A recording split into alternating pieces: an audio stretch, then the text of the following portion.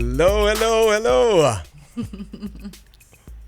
And panibagong Sabado na naman dito, kwentuhan dito sa Turbo Time, latest motoring news, traffic issues, road safety, papasadahan natin lahat ngayong gabi. Ako po si Mike Potenciano at... And ako po ay si Lindy Pellicer. Nakatutok kayo ngayon sa Cignal TV Channel 6. Live din po kami sa facebook.com/1ph on Cignal. At syempre, sa YouTube, hanapin lang ang 1ph. At napapakinggan na din tayo sa Radyo 5, 92.3 News FM. Pwede rin kayong makisali sa ating usapan sa ating text line 0917-573-1538. So please, text kayo lalo-lalo dito sa napakaganda natin ng mga issues. Okay, so right now, welcome back, Lindy. Maraming salamat, Mike. Medyo nababaguhan na naman ako sa ating format, pero okay lang po yun kasi yun. So, ganun talaga. Yes. Saka yun. Nako, and ito, meron tayong, alam mo, napakagandang event na mangyayari ngayon araw. At 7:30 yata, diba? Itong ating gilas na laban para sa Pilipinas. Live mamayang 7:30 p.m. Ang laban ng national team natin versus Italy sa One Sports Cignal Channel 91 and 261. Andiamo. Oo, so ay dyan. Mukhang Konti lang.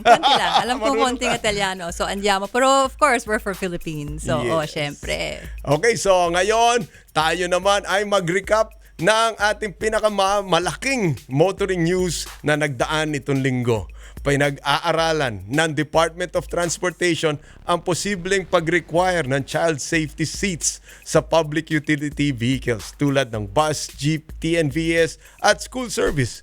Yan ay matapos ilahad ng DOTR ang ilan illegal groups na implementing rules and regulations para sa Republic Act number 11229 o ang tinatawag nating Child Safety Seat Law.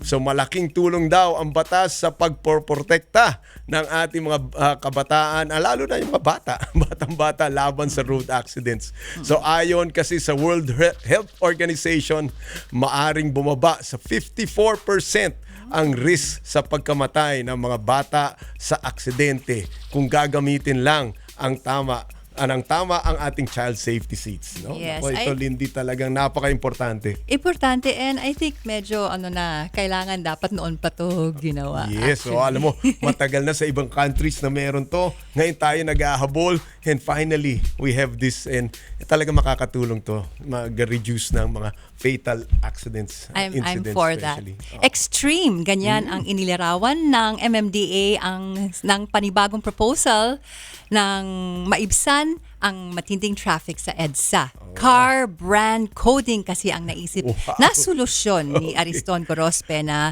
nagpakilalang dating PAGCOR consultant.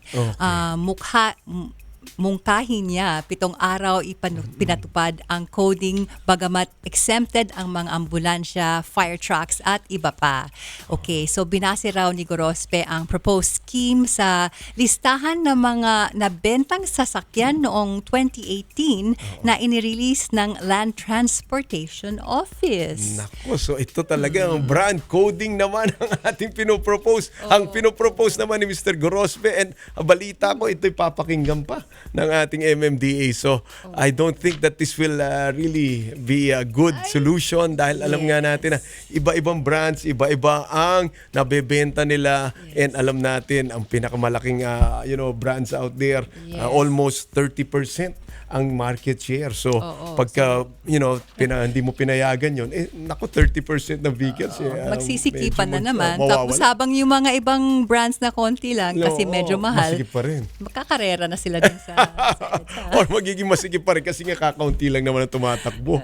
Okay, anyway, samantala, one-way scheme naman ang minumungkahi ng ating guest. Ito ang isang engineering firm para ma-decongest ang EDSA at ang C5. Base sa proposal ng Guevara Partners Incorporated o GPI, sa EDSA dadaan ang mga sasakyan southbound. Habang sa C5 naman, ang nakatoka ng mga sasakyan pang northbound. Pag-aaralan daw to ng MMDA ang kanilang mungkahi at para mas palawakin yan, makakasama natin live ang GPI President, none other na si Engineer Fernando Guevara. Kamusta po, Engineer? Hello, engineer. Welcome. Nice meeting you. It's the first time I come here in this. Oh, nako, thank you, Engineer. So, Engineer Fernando, very, for us, radical itong proposal mo. Can you tell us something how you came about this proposal? Okay, that's when that was 2014 or 13-14, yung mga engineers ko sa office kasi palaging late. Okay. Dahil sa Tatanong ko, ba't kayo late? Kasi traffic. It's always that's always a reason they give. So I try to give an incentive. So pumasok yung maaga, dagdagan ko yung parang incentive ba? Kung hindi maaga, hindi ko ibibigay kung maaga. However, nangyari, pag complain nga, but pagdating sa opisina, inaantok naman. So sobrang aga na umaalis. Sobrang aga naman. So when I nag-isip ako, siguro we are an engineering company, so I think we have to do some study on this sa EDSA. Specifically EDSA muna eh. Tapos when I was going on, after siguro mga 3 months of research, ganon, hindi pala masosolve ang EDSA if you don't have any bus system. Okay. That is the mass transport na bus system. Naging start na yan eh. So, pagka bus system is quite prevalent sa ibang bansa. No, let's say sa Singapore, I'll give you an example. Halimbawa, example na natin of one, and actually, we have to rationalize our bus system. That is the term there. No? Let's say, I'll give you an example. Halimbawa, ano ka sa Sampaloc, maraming tao dyan, di ba? Populated na maraming tao. Usually kasi mga engineers ko, minsan doon lang gagaling. Doon na nakatira. Kaya binibigay ko ng example yan. If we have a bus system, we have a bus stop, right? Yes. Sa bus stop na yan, there should be always a 3-minute waiting time lang. Okay. So you cannot stay yung bus cannot stay for more than 3 minutes. Yes. So halimbawa, you're a passenger, halimbawa, you're leaving at least 200 kasi yung standard ngayon sa ibang bansa is ang standard walkable distance to the bus stop is about 200 meters. Okay. So halimbawa, you're leaving 200 meters, maglakad ka. Pagpasok mo dun sa bus, kahit na dalawa o kahit na ikaw lang mag-isa, kailangan umalis na siya. So, in between bus stops, there is about within every 500 meters, may bus stop naman. So people will be able to ride that on your bus stop. So this will go on and go on until let's say this bus stop your destination is in Ortigas. Palaging binibigay yung Ortigas kasi matraffic doon eh. Number one sa akin yun. Yung bus stop mo, you have a signage na it will say, ang origin mo is, let's say, nasa Lacson Street ka, corner Espanya, o ba doon yung bus stop. So, lalagay mo Lacson, original place mo. And then, ang destination mo is Ortigas. So, once you go that, you're a passenger, the bus will pick up passengers along the way until let's say you reach Quezon Boulevard, tapos liliko ka lang sa EDSA and then go to Ortigas. Pagdating sa Ortigas, baba ka na. Bababa na yung pasahero kasi yun na. Pero ang maganda nito is after the office hours, they go back to that same bus stop, then return to where they started. Yan ang typical bus system. You can also do, let's say, nasa pinakamalayong lugar mo, let's say, nasa Fairview ka. You want to go to Makati. There is now a bus system. You have 2 ways. Let's say, siguro mayroon nakalagay doon, Fairview o origin ng bus. Yes. Ang destination ng Makati. So, diretso yung Makati. It will run through EDSA. Sa Makati. Pagdating sa Makati, babalik na yan via C5. Via C5. After that, meron another scheme. Let's say Fairview, pwede ka may bus system ka, sa EDSA ka dadaan. So, this is now what I will explain to you, but ano Yes. yung EDSA? Oo nga. So, yes, paano napapunta sa one-way system ang EDSA Yes. naman So, mula dyan sa bus system na yan? Okay, EDSA is a business commercial corridor yan. So Okay. we expect so many people. Our estimate dyan is 350,000 Passengers. passengers Commuting applying public. that area Oo. the whole day. No? Okay. Siguro ngayon tumaas na kasi that was 2014 pa yung study ko eh. Oo. So kasi ngayon malaki na daw. So or let's say, for example, you live in Caloocan or you start with Balintawak. No? So yung bus mo, it will say Balintawak. Let's say, ang MOA, mamamasyal ka sa MOA. So nakalagay dun sa bus mo, MOA. So you will have to go straight to MOA. Tapos, pagbalik ko sa MOA, balik ka ng C5. Ngayon, maganda ngayon sa C5 kasi yung road, mayroong road doon sa C5, yung bridge na nagawa na sa South Superhighway. Yun ang maganda ngayon. Yes, yung Skyway from what do you call that? The C5 to Nakatawid na. Yes. sa Merville. Yes. Malaki Tawid yun, ng diba? SLEX. Doon, pasok siya doon ngayon. Yes. So yan ang isang ruta ng bus. So you have to go down to Balintawak again. No? That is if you're living in Caloocan and you want to go to MOA. But let's say if you're in Fairview, you have many choices. It's either you ride a bus that is going to Makati, or maybe you can ride the bus that is passing through EDSA via Quezon Boulevard ba? But in Quezon Boulevard, you have a 500, in that bus system, you have a 500-meter bus stop in every, no? Yes, So bus pagdating mo doon sa C5, you will have a 500 meter. you will have a bus stop doon sa kanto na yon. So you can transfer and then go straight to. But, Pero, ayun, sige. Engineer, I have a question. How long with this proposal, gaano kaya katagal sa dry run mismo or sa pag-iisipan ng MMDA, how long would you think na bago ma-implement? Okay, tinanong na ako ng MMDA ko ilang buwan eh. Sabi ko, kasi there is a law ngayon sa Senate we have to time it, ganun eh. Yes. Mayroong batas kasi doon sa Senate, 847, na final sa office ni Senator Po. This July lang July. Aking report matagal na no? So irrelevant na yung doon. So that law describes exactly what a bus system is. Kasi sa law na yon, it says the distance mo doon sa bahay. Kanya 500 meter.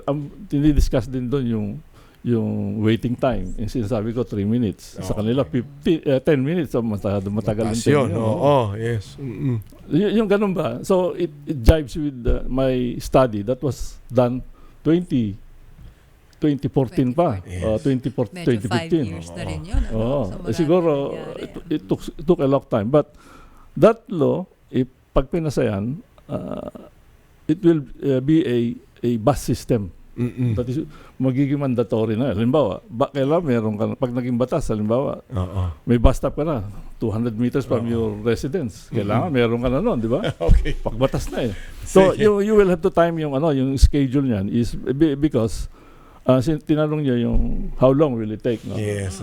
So sa akin, we have to, pag ginagawa nila yung batas, siguro it will take some time. No? But we can, from siguro day one, tomorrow, we can start for 3 months studying yung bus routes. Yes. So sa inyo, engineer, kasi alam mo medyo yung oras natin. Okay. Sige. Anuin muna natin na mamaya siguro explain natin paano talaga pumasok naman yung one-way system. Kasi nasa bus system, transport system pa lang tayo. How do you correlate it naman now with one-way? Okay, pero mamaya na yan. Kasi mag-ano muna tayo ng survey question natin. Gusto natin malaman sa ating mga nanonood dyan, kayo ba ay payag sa ating one-way scheme sa EDSA at C5? Uubra kaya o papalya? So tingnan natin. Ako, Lindy, ano sa tingin mo? I don't know. Never know. Time to tell. So mamaya na kami magko-comment. Pero ngayon, Lindy? Kasama pa rin natin si Engineer Fernando Guevara sa pagbabalik ng Turbo Time. Bilang isang rahista, dapat I have to rock that confidence. Mabuti na lang, may Simply G Keratin Shampoo and Deep Conditioning Therapy, Simply G 5 Active Whitening Lotion with SPF 20, and Simply G 5 Active Whitening Soap na nagpapasa ng ganda mula ulo hanggang paa. Simply G, simpleng ganda! Basta keratin, Simply G Keratin Shampoo and Simply G Deep Conditioning Therapy. Mabango, malambot ang buhok. Simply G, simpleng ganda. Simply G, simpleng ganda. Garantisadong kukumpleto sa inyong umaga. Siksik na kaalaman at talakayan. Pampagood vibes na kwentuhan. Perfect Morning with Cheryl Cosim. Martes hanggang Biyernes, alas 10 ng umaga sa Radyo 5 at 1PH sa Cignal Channel 6. Usapang walang paligoy-ligoy, tulong en punto, serbisyong diretso, aksyon, solusyon. Pangungunahan ng seasoned reporter by heart na si Alex Tinsay. Walang sasayanging oras, di na maghihintay sa wala. May puso, pati pagbabalita, aksyon, solusyon. Sa Radyo 5, 92.3 News FM.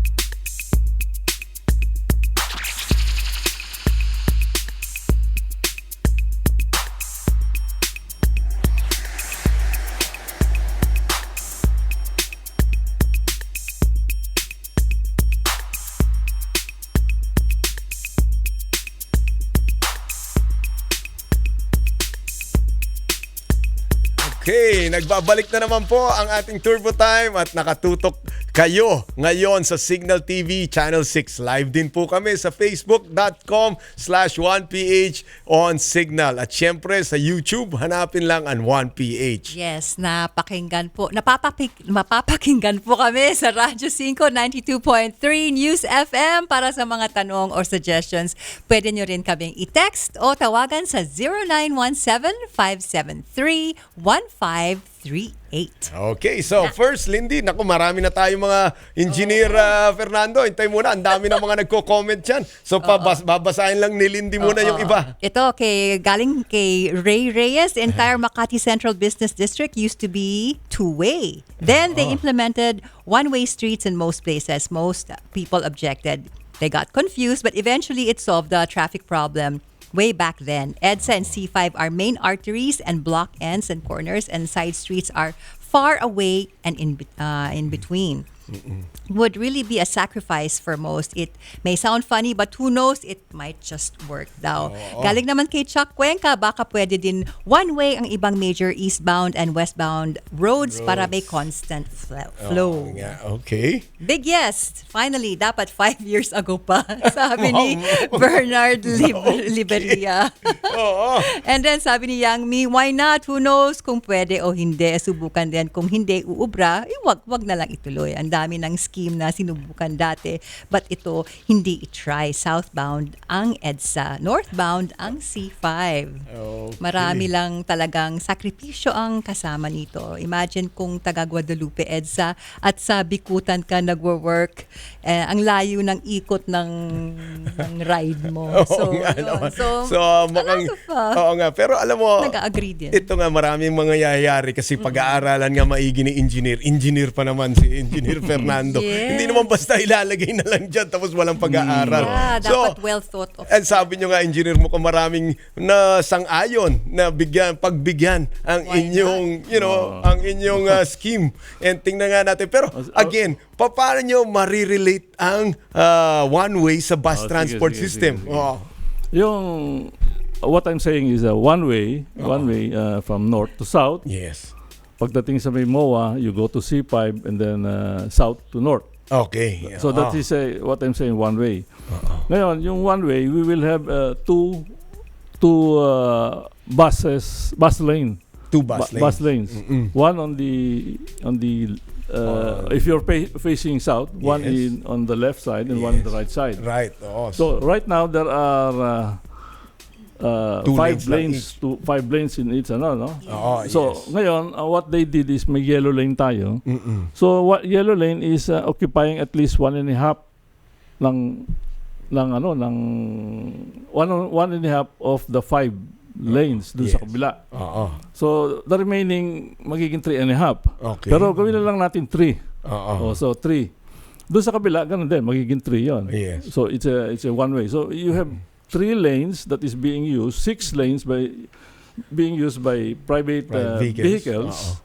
And you have one bus lane. Yung one bus lane na yun is intended for people who are working, no, who have to wait for the bus or any ride or MRT or anything, so that they can go to the office on time. Yun ang naging di ba? That's a big issue. Kaya maraming nagrereklamo. So that is my intent. Ganun ang mangyari. I am sure 100% na it's going to work. Kasi it has been done in other countries. But, in so doing, we have to carefully study everything. No? One problem here that has been always raised is that what happens now to the franchise of the buses. Okay. Diba? Kasi rationalization tayo. Pinag-uusapan. Sabi ko, ang ano ko sa akin. Okay, just to ano bang rationalization? Engineer, baka yung mga tao dyan na hindi nakakaintindi kung anong rationalization, anong ibig sabihin niya? Rationalization means, in EDSA, you have about 5,000 vehicles or 6,000 siguro, no? Yes, in EDSA, in my computation, you need only 2,400. Okay. Kaya makikita mo sa EDSA, yung remaining buses na yan, ilalagay natin doon sa rationalization ng mga bus routes. Lalagyan natin ng mga bus routes yung mga yon. Alisin natin yung ginagawa ng MFD ngayon, binagbabawalan na yung provincial bus. Pero hindi pwede. Hindi pwede yun. Hindi pwede. Halimbawa kasi medyo ordinary pero may dalang isang sakong bigas yun. Yes. Paano niya bubuhatin yun sa Hindi hirap, di ba? Mula Cubao hanggang sa Pasay. At saka, you will still need buses.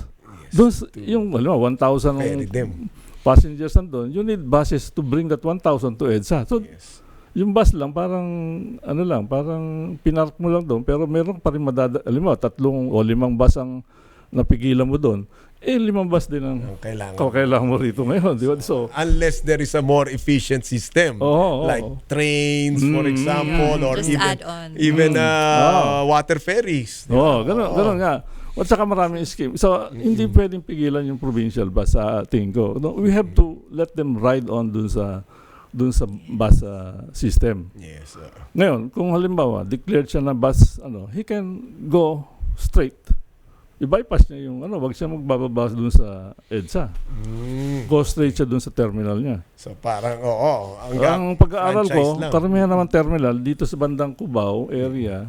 Right. So, dyan, madali siyang makapunta sa paglabas niya sa bus, halimbawa, one way yung north to south. Madali siya makalabas doon. Kailan lumabas sa nearest street papuntang C5. Hindi yung ang ginagawa ngayon, iikot pa kung saan sa EDSA. So, it adds to the traffic. So this scheme talaga will not only involve the education of the drivers but also sa passengers and the commuters. Everybody has to will have to. Pero alam rin natin dyan, engineer, na minsan ang traffic naman sa EDSA is also caused because of, minsan pa-south ang traffic, minsan pa-north ang traffic.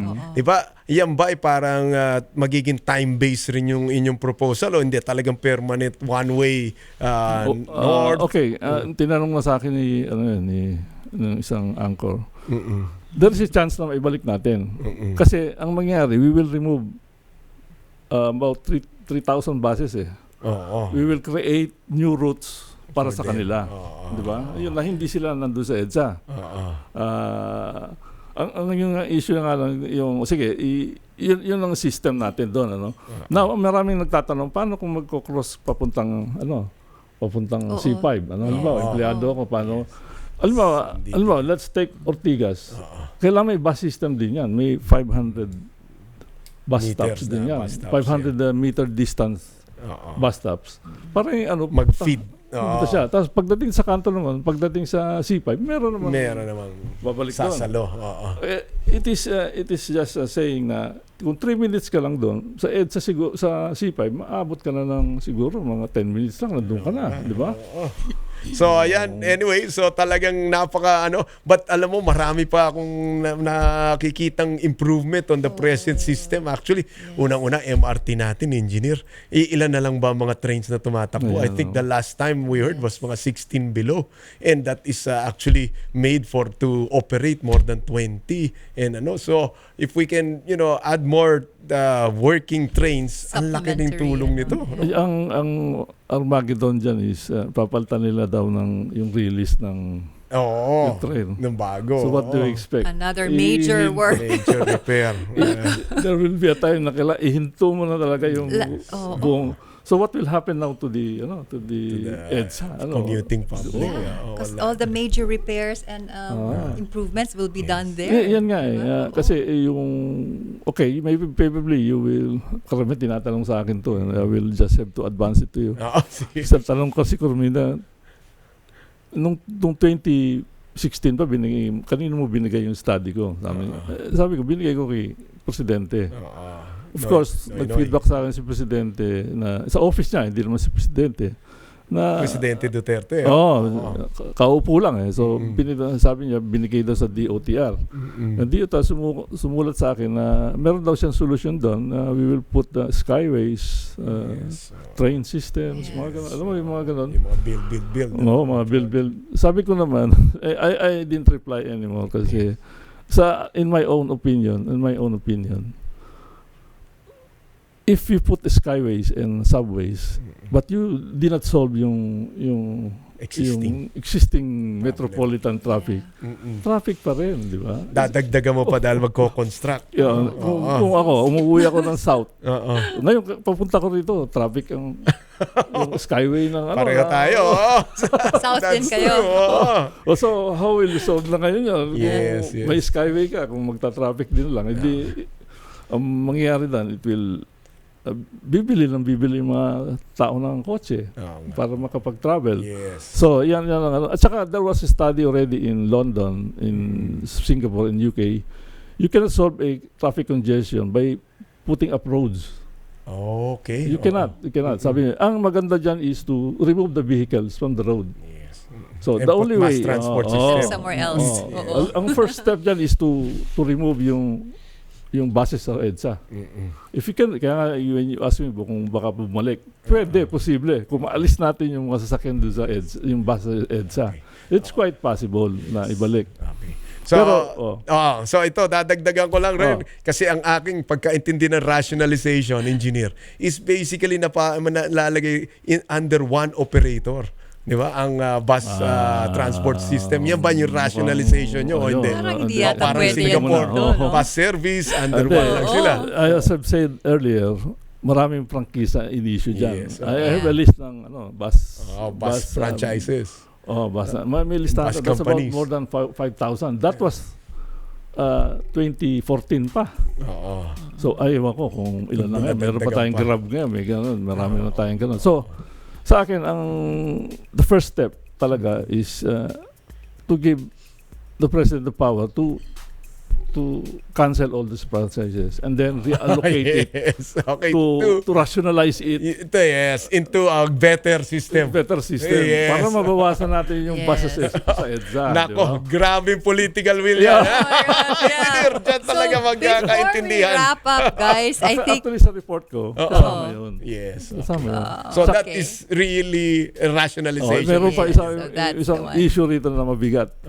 Ang recommendation ko is that all rationalized bus route should be declared as national road. Yes, okay. Para isang authority na lang hawak doon, hindi yung hindi yung MMDA.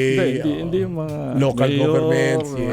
councilor, barangay. Tama. Yes, okay. Yeah, isa pang issue yan kasi you have to do it talaga. You have to do it if you really wanted to fix this problem, This monstrous traffic jam. Saka may data ako dun sa MMDA, sabi niya, we are now running at 19 kilometers per hour sa EDSA. But sabi niya, this 19 kilometers are bare months. Bare months. Bare months. August pa lang tayo, bare months na yung takbo natin. So tanong ko, anong speed natin pagdating ng November, December? Pag kumanta na si... God only knows. So before we wrap up, guys, there's one more. I'll read one more comment. Okay. Sabi, well, palya daw for John Jude Paul. How long do you think na makakarating mga tao and subject to locations na lang pag ganyan? Like C5 to Makati, C5 to Mandaluyong, and vice versa. Pahirap ng diskarte yan. So, a lot of people... So anyway, marami rin naman mga ang dami mga gusto tumulong, buksan ng subdivision, which is very true. And also, there is also, some suggestions na sana nga yung mga city buses rin naman, pag-aralan daw talaga. Yan, mga prangkisa rin nila at at least nakikita natin lahat to. And at the same time, marami rin nagagalit dahil, sa tingin nila hindi mangyayari, hindi maganda ang plano na to. So anyway, tingnan They're natin just also, na talaga, rinding-rindi na, no? I don't blame them. I will respect their opinion. Yes. But then again, let's all study what is the best for our country. We are all open and to for change. Metro Manila. And dahil, alam mo, sa tingin ko nga naman, kaya nagkikwentuhan kami kanina ni Engineer, is alam nyo, doon sa mga progressive countries, inuna muna ng government pagandahin ang mass transport system. Pag maganda ng mass transport system, then saka pwede natin is-restrict ang mga private vehicles, etc. Na talagang, sabi nga natin nung una, 20% lang ang private vehicles, pero silang pinakamalaking space na kinukonsumo sa EDSA, etc. 80% ng computing public nandun sa 2 lanes, di ba? Kaya kung gagawin yung one way nga, ang isang round, at least madodouble na kagad yun. Kasi meron ng 4 na lanes, so 2 lanes on both sides. Pero we will not stop there kasi sa tingin ko, estimate ko is 30%, magkakaroon ng 30% improvement lang kasi siyempre yung mga iba gusto pa rin gumamit ng kotse. Napabilis So, normally what we can do now is, let's say yun, pwede na mag-implement yung government na hindi ka makakabili ng kotse kung wala kang parking. Yes, okay. You can do that now because mas may alternative ka na, mag-bus ka na lang, di ba? Yes. Kaya maganda na kasi. We have provided 200 within 200 meters buses, but maglakad ka na lang, sumakay ka na lang, di ba? Okay, so anyway, Engineer, nako. So, ganun talaga. Yes, so again, thank you very much. At pinuubos na naman natin oras. But definitely, as soon as medyo okay na kayo, we would like to invite you back para mapakinggan pa yung mas concrete plan tungkol dyan. Okay, thank you, Engineer Fernando. Maraming salamat po. So, pagbabalik ng Turbo Time, makakasama naman natin sila Neil Palabrica at si Ramon Toong na National Association of Filipino Off-Roaders. Maganda, exciting to. So, huwag kayo alis. Magbabalik ang Turbo Time.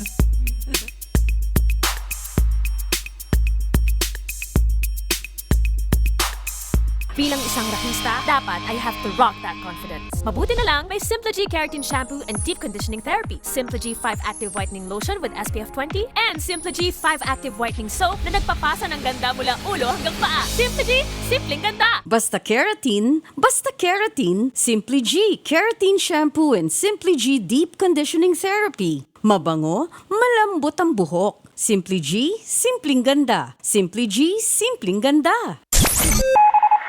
Ang oras, 7:39. Ang oras sa Radyo 5 ay hatid sa inyo ng Simply G.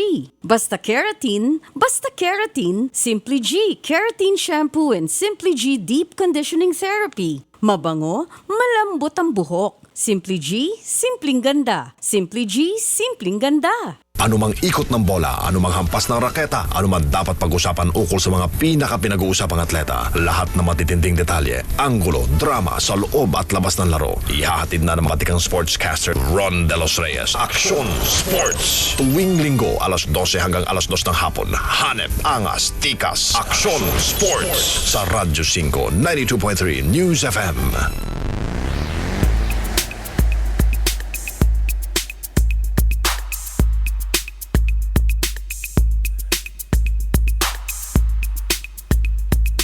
Okay, nagbabalik na naman ang Turbo Time. Kasama na natin live ang ating presidente ng NASFOR, none other than si Ramon Toong, and ang ating napaka-kisig na si Neil Palabriga, ang ating promoter at event organizer naman dito sa ating Borneo Safari. Lahat natin malalaman yan. Okay, so, kamusta mga boys? Magandang gabi, maayong gabi sa inyong tanan. Maayong gabi sa Lindy and good evening to everybody. Ayun, Good evening, everyone. So don't tell me, Mon, ikaw ay taga Cebu rin? Oo, kababayan ko yan. And Neil, ikaw? I'm from Iloilo. Okay, nako. see? So, ako lang pala Talo ka ngayon. dito. Mga Bisaya nandito. Marunong mag-Bisaya.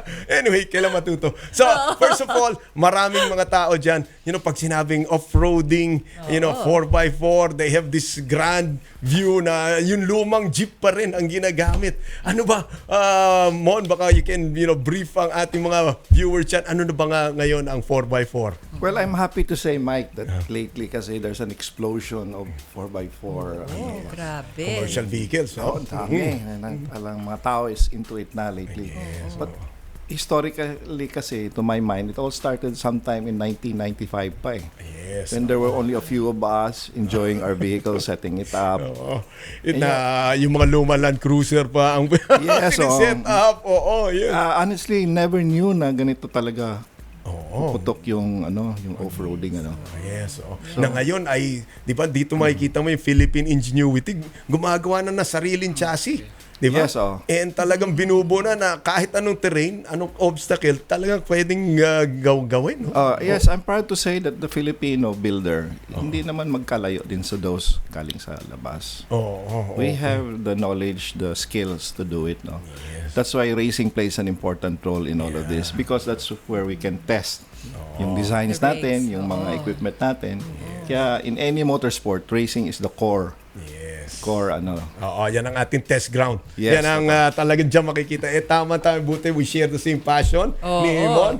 Kami lang nasa speed. And sila ay talaga doon sa Nasa napaka-technical na rock rolling na talaga. Pag nilagyan mo ng batong malaki, alam nila kung paano i-traverse. Oo, yun yung rock rolling. Pag nakita na namin bato, U-turn na kami, babalik na kami. Nagagalit pag inuusog yung bato. Kailangan sa gasaan. Dapat nandyan lang yan.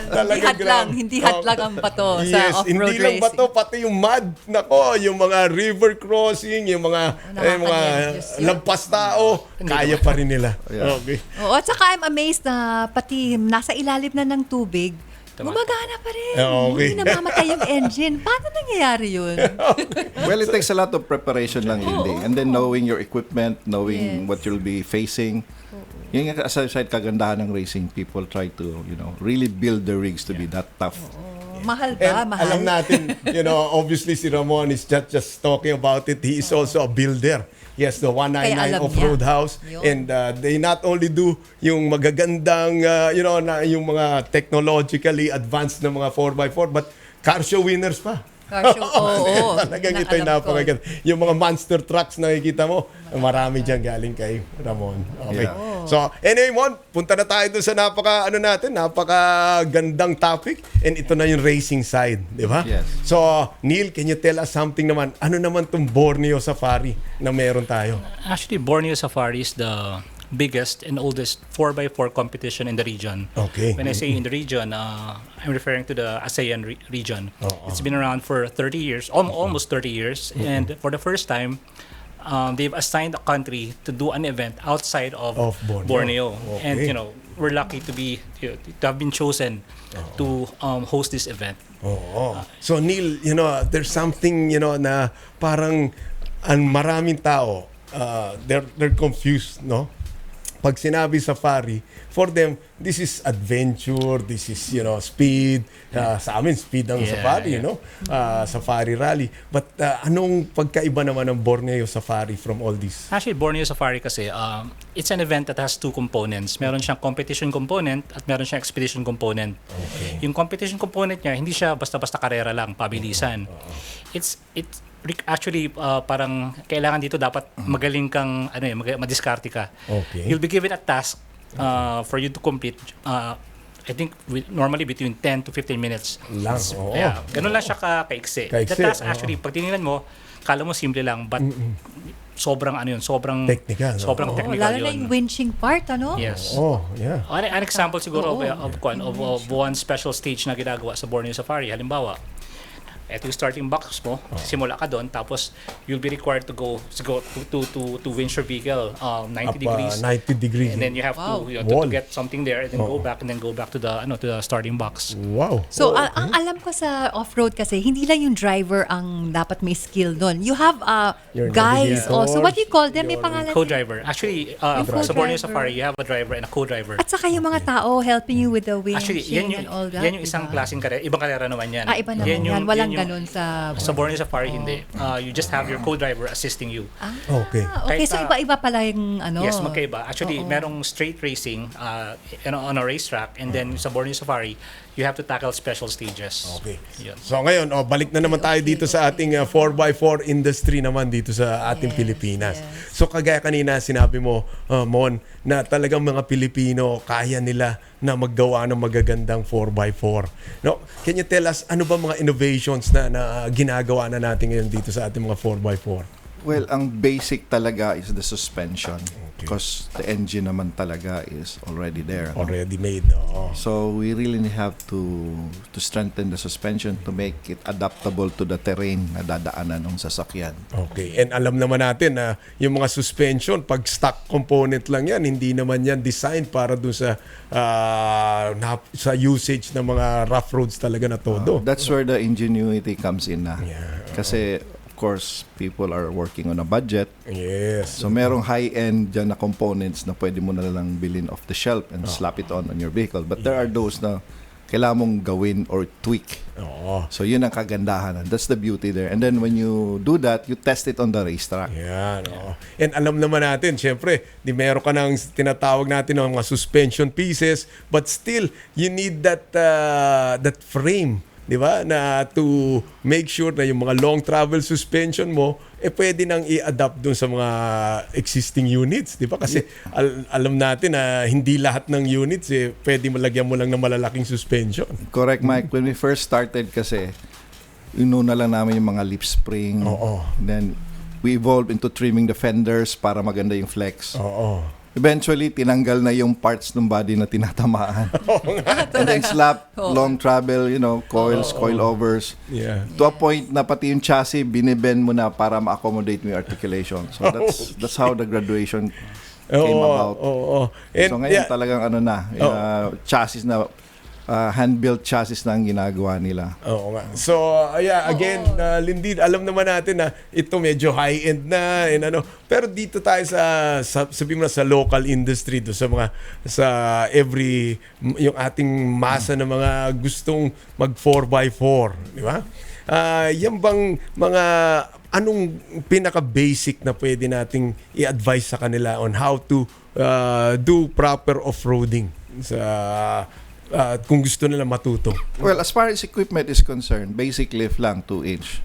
Because stock 4x4 naman can take you anywhere. Hindi lang, you cannot travel as fast as you want or as aggressive as you want.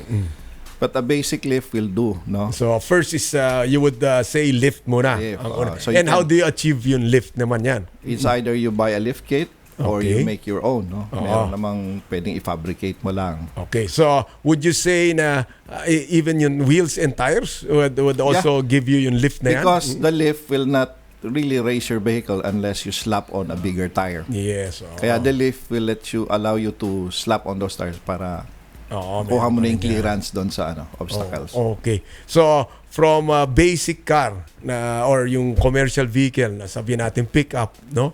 To achieve yung lift, either you put a lift kit or bigger tires on it. No? Yes, Okay, so next one, after naman doon, ano naman ang medyo masasabi mo kailangan gawin para maganda naman ang niya, Well, ang there are off-roading two sides to that. It's the equipment and the driver skill set. Okay, Kaya so even if you're well equipped, pag wala kang, yung driver skills. Lakas ng loob. lakas ng loob at That's yung really experience, important. di ba? Di ba?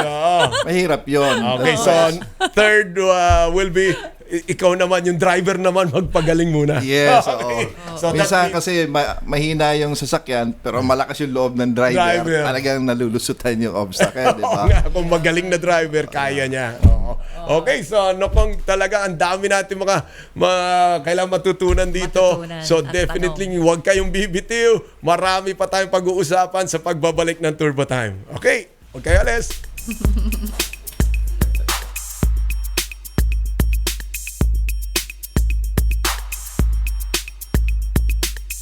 Anumang ikot ng bola, anumang hampas ng raketa, anuman dapat pag-usapan ukol sa mga pinaka-pinag-uusapang atleta. Lahat ng matitinding detalye, anggulo, drama sa loob at labas ng laro. Ihahatid na ng matikang sportscaster Ron De Los Reyes. Aksyon Sports. Tuwing linggo, alas 12 hanggang alas 2 ng hapon. Hanep, angas, tikas. Aksyon Sports. Sa Radyo 5, 92.3 News FM.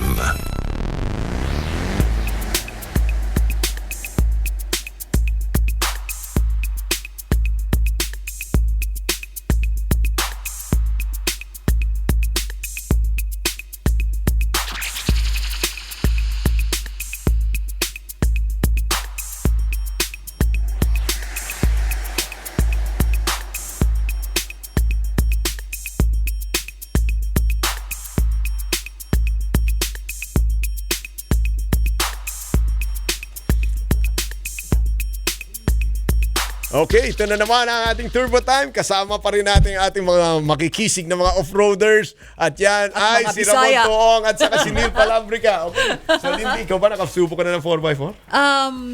I helped you organize noon. Pero hindi pa ako nakasakay talaga kasi ako yung ninenervous. Mahina ang loob ko dyan. Okay. I just like to watch. Okay, so right now let's go doon naman sa ating racing side again. So we come back kay Neil. Neil, merong mangyayari sa Bataan Yes. this September. Can you Yes. tell us something about that? We'll be holding the first ever Borneo Safari Philippine qualifier in the province of Bataan from September 27 to September 30. Okay, so 3 days qualifying, and will that follow yung format ng ating Borneo Safari? Yes, we will follow the rules and regulation of Borneo Safari. In fact, may mga darating ditong officials from Malaysia to help us officiate the event. Okay. And I'd like to add lang din that we're doing this event to identify potential representatives of Team Philippines to Borneo Safari in Sabah. Okay, so how many members of the team will you be getting dyan sa qualifying? Actually, it's just the driver and the co-driver. So how many cars? How many people? Just one vehicle. Just one vehicle? And then, but of course, we have the other team members. But we're going to be doing this qualifier this September. But since our event is too close with the Borneo Safari event, which is happening a month after in Sabah, what we'll do, the winners of our event will be sending to Malaysia as observers initially. Okay. But next year, they'll be representing the Philippines in Borneo Safari. Okay, so hindi pa actually to compete, but just to observe first. Yes. And prepare for the big one next year. But we're sending a team this year comprised of two veteran, one veteran racer and one lady racer who raced outside of the country. And sino to? Si Larry Mendiola at si Karen Pagkil. Ay. Okay. Both Kapampangan. And meron ba sila mahihiram na 4x4 doon? We're sending their vehicles. Oh, We're okay. shipping out their vehicles. No, so sila talaga muna ang chosen na magre-represent Yes, yes. with their cars. Yes. And hopefully, so si Karen, obviously a woman driver. And she was chosen also by the Malaysians yata, no? Actually, If I may add, they Yeah. were actually requested. Requested, yes. Kung pwede silang dalawa ang ipadala. And alam For the naman first natin time. si Larry has been our veteran 4x4 legend, naman. living legend yan. yeah, I Oo think naman. he's joined 7 races in Malaysia Veteran already. na talaga. And I think he's one production event race in, I think that one was in China. And Si Karen. even sa atin. Karen joined the 2017 Rainforest Challenge in Malaysia. Okay, may experience din Yes. siya. And sa there's atin, good just chance. yung ating Puerto Princesa noon. Off-Road Speed Fest, Oo. Larry has won that a couple of times. Several 2 or 3, times. yeah, So, I would say. Doon ako naka-experience ng off-road. Also, speaking of Puerto Princesa, Palawan will be the future gateway to Borneo, I gather. Pag Okay. natuloy yun, Nako, very tama, easy na tama. lang yun. Oo, madali. madali. Exchange of Yung ating riders, mga, di ba? yes. So, this is a very good thing dahil finally, Sure looks bright. aside from yung ating Rainforest Challenge, we will have this Borneo Safari.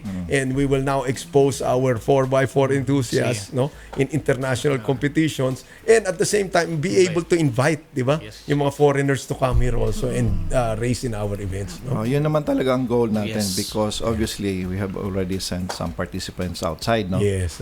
But the goal is really to bring the riders here or Yes. the competitors here. Okay. We're hoping that this will be the Yes, The starting point. starting Starting point. And alam nyo, meron kaming ginawa ang driver's seat. Si Tondung ka naman nandun, explaining about his 4x4 rig. So talagang dapat makita ng mga fans natin yon in the future. Anyway, so balik na naman tayo. At ito naman kanina, kaya kung makikita nyo, Kap ko, kakagaling lang namin doon sa Toyota Vios Racing Festival. At naku, mayroong malaking nangyaring insidente. No, Lindy? Oo, medyo nagkagulo sa last Oo, turn, nagkagulo-gulo. bago Oo. mag-checkered flag. Oo, so yung race 2 at ka-accident nang napaka, they had about 26 cars on the grid and medyo, alam mo naman, wet track ng kaunti. So medyo tumuyo, but obviously lahat ng iba basa. Delikado yun, And diba? coming into that, dito sa last turn, naku, meron mga nangyari si Troy Montero, obviously our celebrity driver. Naku, he was doing quite well. And dito, when Ayan yung video. this was one na medyo na push out of the way. And these are some of the racing highlights na nangyari kanina. And ito dito, yun, kita ito mo yun. checkered flag na, last lap. Kita mo mangyayari. Yung si Troy, ang bumangga dito kay John Dizon. Car number 41. Tingnan mo mangyayari kay John Dizon. He hits the barriers and flips the car on its roof. Side, And yeah. then back to its side and back on its wheels again. Naku, talaga napakalaking aksidente. At alam nyo ba na si Troy Montero pa ay, medyo talaga nabugbog and he had to be rushed sa hospital. But now, Shaken bad, according to Aubrey, his Kanyang wife, asawa. na talagang naman siya. He's okay. He's He's tough. okay. Oo. He's good. Para daw siya nabugbog lang Pati sa workout. si John Dizon, I think, survived that flip also. Yes. In fact, si pretty John well. Dizon Oo. was able to race pa daw sa race 3. Tingnan mo. The next one with that car. So I talagang think matibay. Mas naano si Troy, Kawawa naman. But I Kasi hope he's head-on doing yung okay. Position, if you see that car of his, medyo sira na, total wreck na. Total Hindi na pwede. wreck. Oo. So, ayan talaga. Meron ba kayong mga last few words before tayo umalis? Mga kasama? Yes, Mon? invite Well, them. maybe you'd like to On invite them our sa part, Bataan? On our part lang, we'd like to invite everybody to the first ever Philippine qualifier of the Borneo Safari. Yes, okay. September 27 to 30. Yes. And it will happen where? Neil? In the province of Bataan. In what area in province of Bataan? We will announce it. Yeah, we can't say. Baka may mapunta. Okay. Yeah, well, it's going to be happening in, Balanga, Balanga, the towns of Pilar and Abukay. Okay, so in 3 days, Yeah, as I've said, I'd like to stress lang, let's support the event because we'd like to, send drivers talaga outside and bring in drivers coming in. Off-roading kasi is one sport that I believe the Filipino can excel. Yes. I believe so. I believe with a Same here. minimum I believe that too. Okay, so Mon, Thank you. definitely Daghang we'll be salamat. here. Just tell us kung saan pupunta, saan sila manonood, at ano mga kailangan gawin. At paano kayo kontakin ba in the future? Well, NASFOR? we have our Facebook page. We have the Borneo Safari Philippine Qualifier Okay, page, and then we page. have the NASFOR page. Okay, and they can get all the details there. Yes, actually, if they want to register, they just go to the Borneo Safari Philippine Qualifier page. Okay. Mas maganda kung through you, Mike. Oh, sige. Maganda yun. I like that, Mon. At saka baka sumali na ako dyan sa future. Sali na kami. Daghang salamat, Mon, ha? Okay, And so Neil. so again, thank you for tuning in sa Turbo Time. See you again next week dito sa ating Cignal 1PH Channel 6. At kami ang boses ng pinagkakaisang Pilipinas. Bye-bye. See you again Drive next week. safe.